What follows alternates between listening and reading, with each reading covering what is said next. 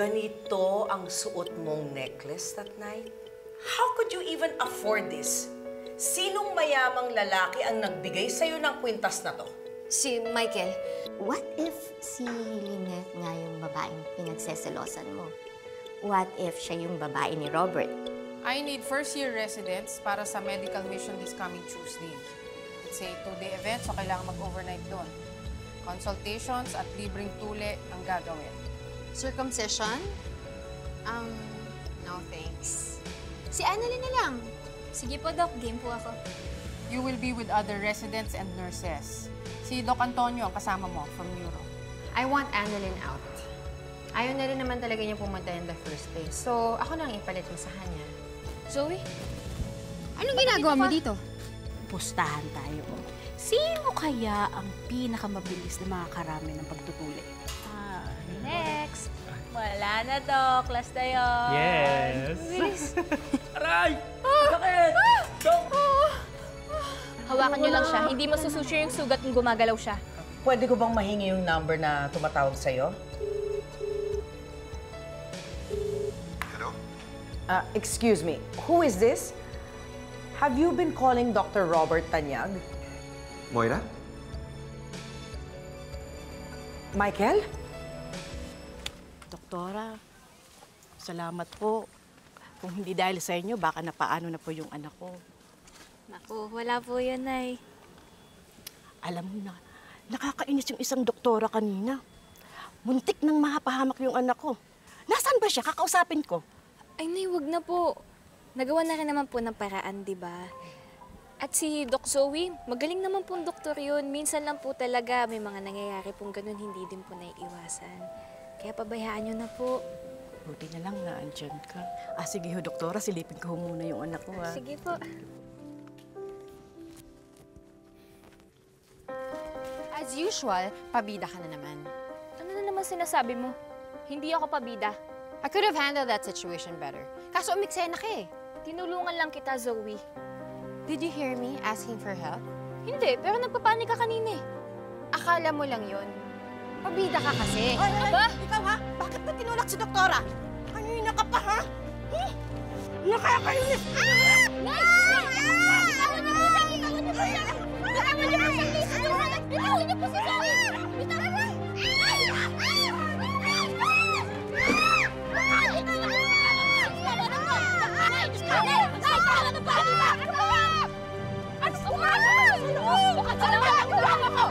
Ano ba kayo? Tama na! Pagsabihan mo yan si Anin, ang hili kasi umiksena. Ba't ako? Zoe! Tama na! Nakakaya naman kayo sa mga taga San Samuel. Mga doktor kayo. Pero para mga bata kayo kung mag-away. Dala niyo pa naman ang pangalan ng Apex.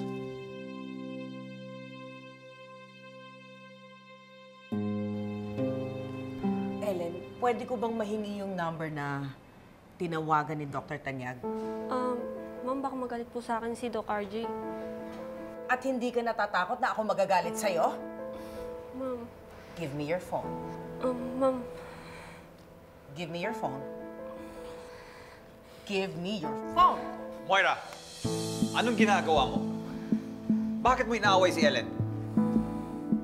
Give her phone back.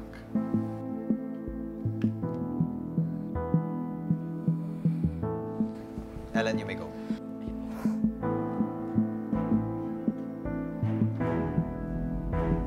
Sinong tinatawagan mo using her phone? Si Lynette ba ang babae mo?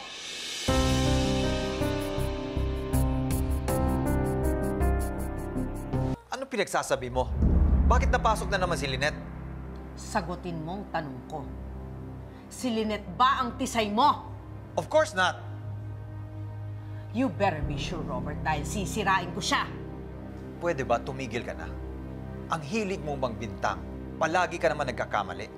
Akala mo ba hindi nakarating sa akin na pinaghihinalaan mo si Dr. Enriquez? Dahil alam kong may babae ka pa rin hanggang ngayon. You know what? Between you and Lynette, mabuti nga kung saan na siya ang nakilala ko.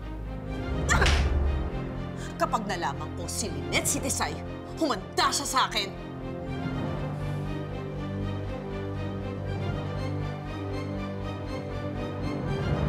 Sorry po. Ganito lang po talaga kami magkatuwaan ni Doktora Santos. Pasensya na po kayong lahat. Sige po, pasensya na po. Sige po. Oh, humingi naman kayo ng sorry sa isa't isa.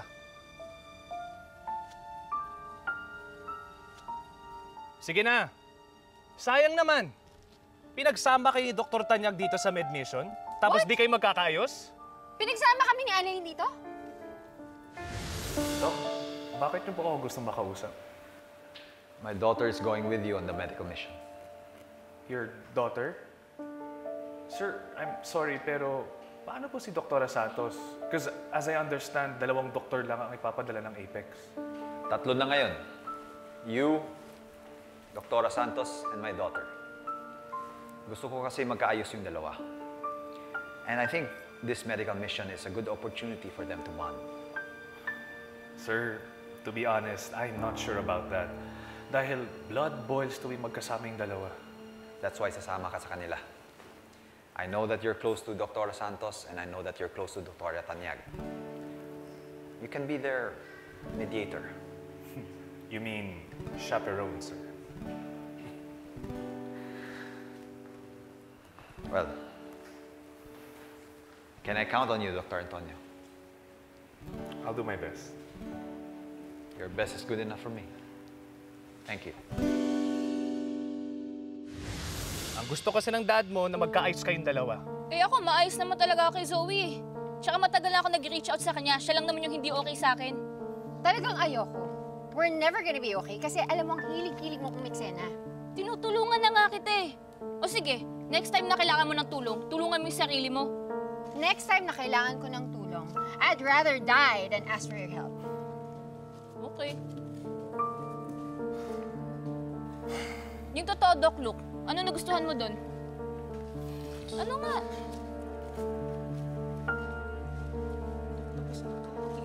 Oo nga. Tinutulungan ko na nga siya eh. Actually. Alam mo naman yung isang yan. Excuse me. Anak, kumusta ang medical mission? Dad! You misled me! Di ba sabi ko, wag mo kami pagsasamahin ni Annalyn, pero nandito pa rin siya. Ano ba yan? Anak, wala naman akong sinabi na hindi ko pa sasamahin si Annalyn. At hindi ko naman siya basta-basta pwede alisin dyan. You're the medical director, for Pete's sake. You can do anything. Zoe, please understand. As your father, I just want na magkasundo kayong dalawa. There, lumabas din yung totoo. Bakit ba parang mas importante yung Annalyn na yan kaysa sa akin? Wala naman akong kinakampihan sa inyong dalawa. And that's precisely my point! I'm your daughter, hindi ba dapat ako yung kinakampihan mo?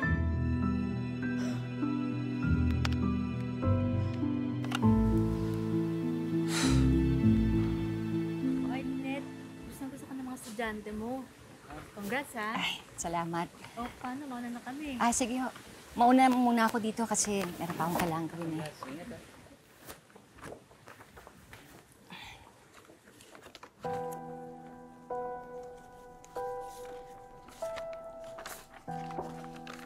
Bagay pala sa'yo maging teacher aide. Alam ba nila dito na may history ka with a married man? Ma'am Moira. Pumunta lang naman ako dito para magtanong ng isang bagay that concerns the both of us. Ano po yun? Nagkagusto ka ba sa asawa ko? Nagkagusto ka ba sa asawa ko? Ma'am, ano ba yung pinagsasasabi ninyo? Bakit hindi ka makasagot? Guilty? Nagkagusto ka ba sa asawa ko? Ma'am, hindi ho. Hindi po ako magkakagusto sa asawa ninyo. Bakit niyo po ba naisip yan? Bakit hindi? Mayaman ang asawa ko. Guwapo, matalino. Kahit sino magkakagusto sa kanya. At hindi malabong akitin ng mga katulad mo. Ma'am, hindi ko po gagawin yon. Mauna na po ako sa inyo. Bakit hindi?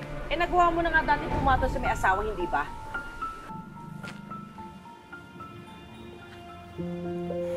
Hindi ko po alam na may asawa yung nakabuntis sa akin noon. Pero nung nalaman ko, lumayo ako sa kanya. Hindi ako ganung klaseng tao. Alam ko ganito lang ako.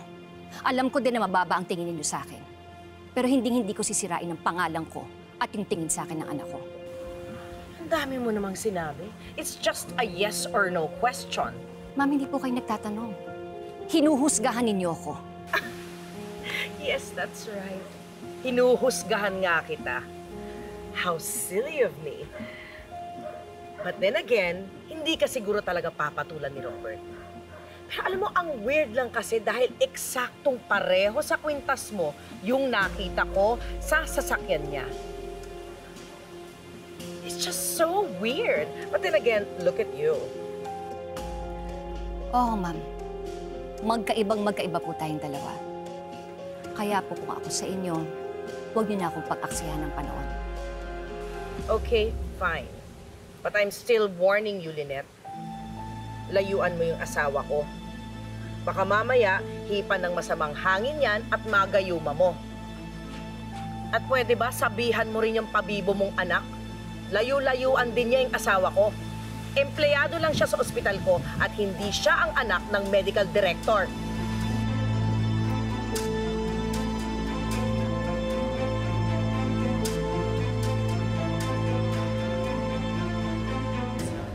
Thank you.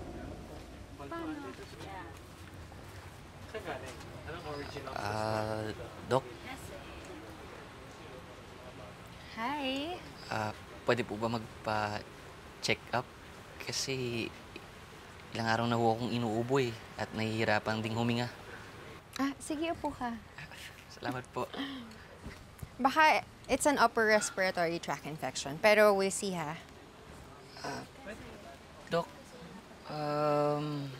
hanggang kailan ho kayo rito? Hanggang bukas lang. Overnight. Saan naman ho kayo matutulog niyan? Sa bahay ni Kapitana. Sa bahay ni Kapitana. Malaki talaga yung bahay ni Kapitana. Mukhang kasya kayong lahat. Pero yung mga nurse, nakahiwalay sila sa amin. Aalis na pala kayo bukas, Dok Sayang naman. Bakit naman sayang? Bihira lang ho kasi kami makita ng maganda dito sa lugar namin.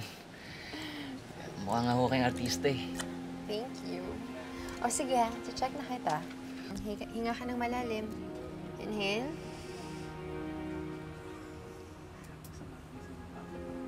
Hinga malalim.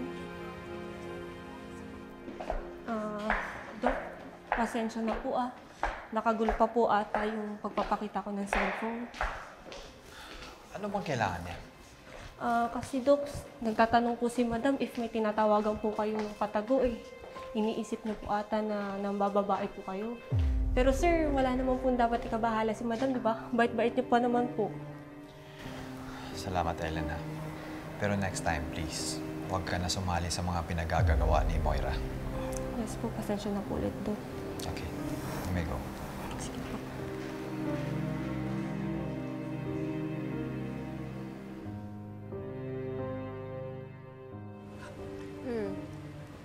Your breath sounds are clear. You don't have fever or flu symptoms. So, it's most probably just a regular cough or an allergy. Reresetahan kita. Inumin mo na lang to. Allergy. Ayan. Salamat po, Dok. Welcome.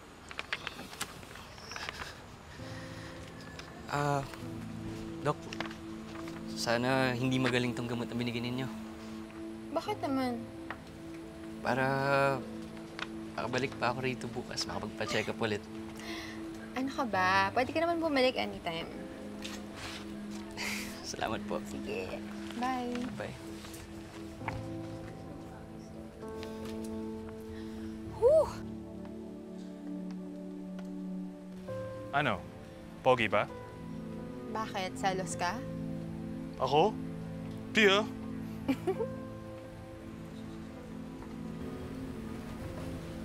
Zoe, hindi naman sa nakikialam ako. Pero ba't mo naman sinabi kung saan tayo magsistay? Di ba sabi ni Kapitana, huwag mong gagawin yun? Alam mo, ang paranoid mo. Ang sabihin mo, naiinggit ka lang kasi may nagkagusto sa aking cute na patient. Sa'yo, Puro matatanda yung nagpapacheck up. Magtrabaho ka na nga lang dyan.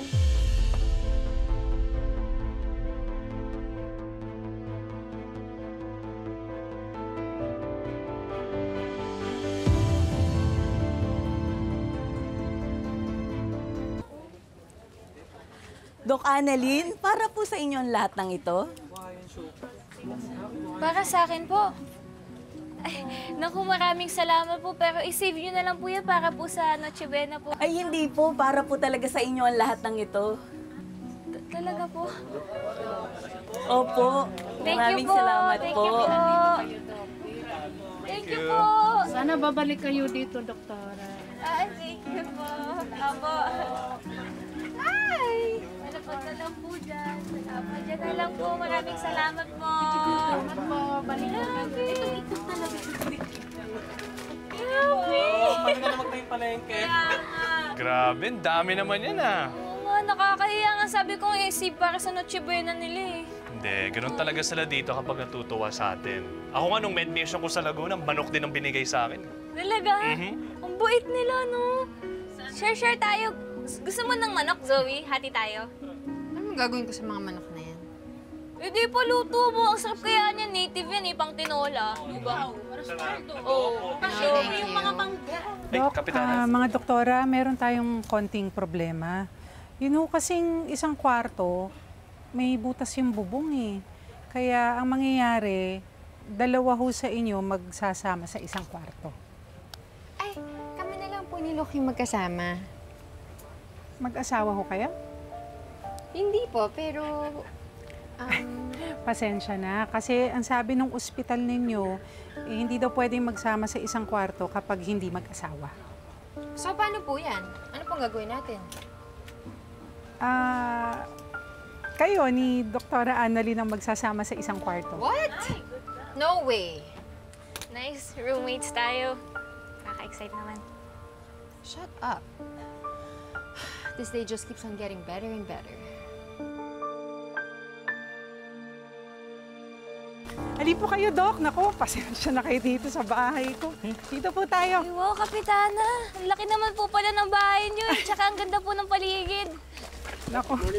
Ay, good morning. Good morning po. Yung iba niyong kasamang doktor, sa ibang bahay naman sila matutulog. Naku po, tsagaan niyo na, ha? Naku, Kapitana. Ang laki-laki nga po ng bahay ninyo eh. Tsaka sarap po ng simoy ng hangin. Dami pong puno. O nga po, Kapitan, ang ganda dito, maluwag, tapos sigurado ako, hindi ako mauuntog dito. At saka, Doc, alam mo kung anong sigurado ako. Kasya ka sa kama, hindi ka mamamaluktot. Yun ang gusto ko, legroom. Cap, saan po yung restroom ninyo? Kasi I need to freshen up. Naku, yun yung nakakalimutan kong sabihin. May problema ho kasi yung CR ngayon, medyo may bara sa lababo. Pero kanyo mag-aano kayo, freshen up, meron naman doon. Banda doon po. Okay po. Pero pasok muna tayo. Yung mga gamit niyo, i-ano muna natin. Sige, dito ho. Doc Annalyn, tsaka Doc Zoe, dito po kayo sa kaliwa. Doc Luke, dito ka, oh. Okay po. Hindi ka mauuntog. Tara. Tingnan niyo na ho. Tingnan niyo.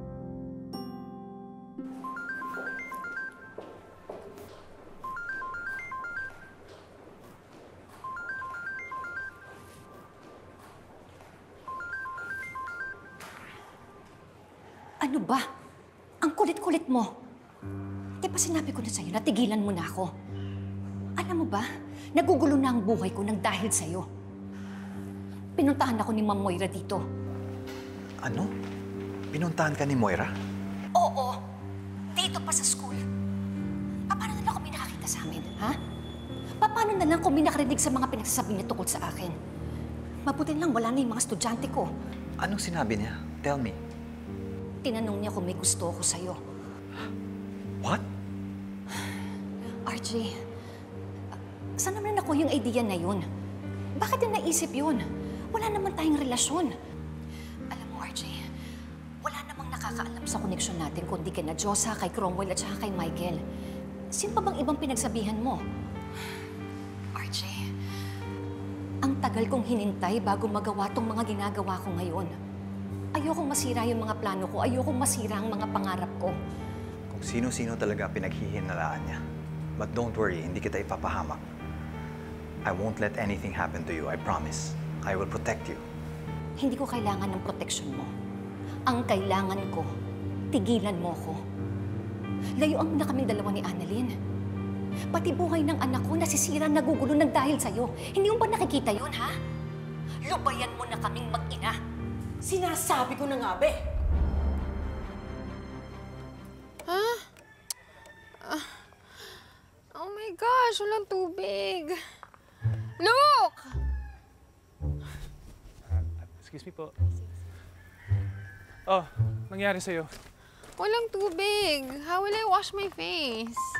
May poso doon, magigib ka. What? Ayoko nga. Ay, iba talaga pag rich kid. O sige, ako na ang pupunta sa poso at mag-iigib ako ng tubig para sa'yo, okay? Lukluk, Po? pasensya na. Meron kasing kabarangay na late. Gusto ko sana magpa-check up. O paano? Ikaw na bahala. Sige po. Tara. Wait. Ang gagawin ko dito? I'm so oily na. Kadiri. Ayan. Kainis naman to. Saan ako kukuha ng tubig? Ang gagawin ko? Ano ba yan? Oh, ba't parang sobrang problemado mo naman dyan? Eh, walang tubig eh. Doon oh, magigib ka. Ano ba yan? Ba't pa kasi ako nag-volunteer dito eh? I don't like this kind of life. This house! This freaking place! Alam mo ang OA mo. Ang gawin mo, mag-igib ka na lang doon. Ang dali-dali lang naman eh.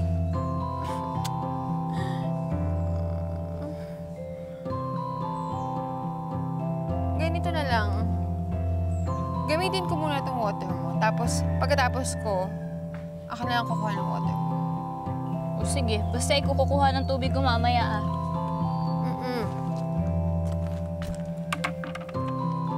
Ew. Eh.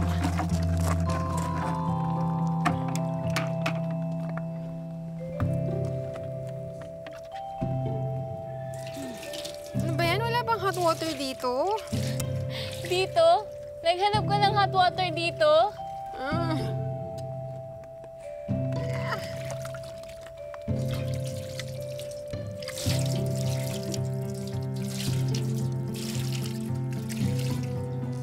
Give me that phone! Give me this phone! Fine! Sino kausap mo? Open this phone, Robert! Hindi mo na matatanggi, huling-huli kita! Magsalita ka! Hindi ka ba napapagod, Moira? Dahil ako pagod na. Hindi ko na alam kung anong sasabihin o gagawin sa'yo. Para kang cancer. Ang hirap mo patigilin. And you're sucking the life out of me. Sana pala sumama na lang ako sa medical mission. Para kahit ilang araw lang, hindi kita makita. E di pumunta ka at isama mo yung kabit mo. Pero susundan ko kayo. Hindi ko kayo patatahimikin.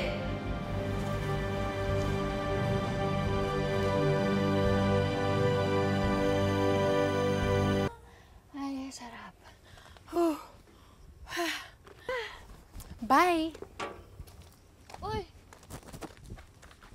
Di ba sabi mo pag-iigib mo din ako? You really think pagsisilbihan kita? Unfair mo. So, ano naman? Tatawag ka sa daddy ko? Magsusumbong ka? Total, sanay ka naman dun, di ba? #feeling anak. Hey, Michael. Kita lang tayo. Tawagan na lang kita pag dumating yung pesa, ha? Salamat. Thank you. Michael. Talagang sinundan mo ako dito, no? Ano ba kailangan mo? Ikaw bang nagsumbong kay Moira? Kaya naisip niya na baka may relasyon kami ni Lynette? Wala akong alam sa sinasabi mo. Paano siya nagkaroon ng idea? Eh, hindi ka nag-iingat eh. Nakita ni Moira yung kwintas na binigay mo kay Lynette. Naalala niya na suot ni Lynette yung dati. At saka sino bang hindi mag-iisip na masama? Eh, lapit ka ng lapit kay Lynette. Tapos nagbigay ka pa ng alahas, di naman kayo. Matagal ko na binigay sa kanya yun. Oh, pero hanggang ngayon, nangungulit ka pa rin. Yan na nga ba yung sinasabi ko eh. Naghihinala na sa'yo ang asawa mo dahil sa ginagawa mo. Tsaka di ba may deal tayo? Nag-usap tayo na ipapaubaya mo sa akin na pag-iama kay Annalyn. Anong ginawa mo? Binigyan mo ng bisikleta? Tapos ano nangyari? Nag-away sila ni Zoe. Dahil ipinangako ko yan kay Annalyn bago pa tayo nagkaroon ng deal. Alam mo, wala kang kwenta kausap. You know what? Isipin mo kung anong gusto mong isipin. Pero mula ngayon, gagawin ko kung anong gusto kong gawin sa mag-ina ko. The deal is off.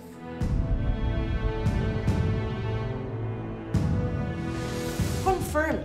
Your dad is still in touch dun sa babae niya. Mom, baka naman kung sino naman kinonfront mo dyan, ha? Sinong chiefress na naman yan? Yung dati kong helper. Isang lowlife, si Lynette. Super gutom? Kahit panis, kakainin? Kap! Kinakabahan po kasi ako eh. Kinakabahan ako na hindi ko po naiintindihan kung ano po yung nararamdaman ko. Alam mo, Lynette, ang pinuntahan ni Annalyn ay medical mission, hindi gera.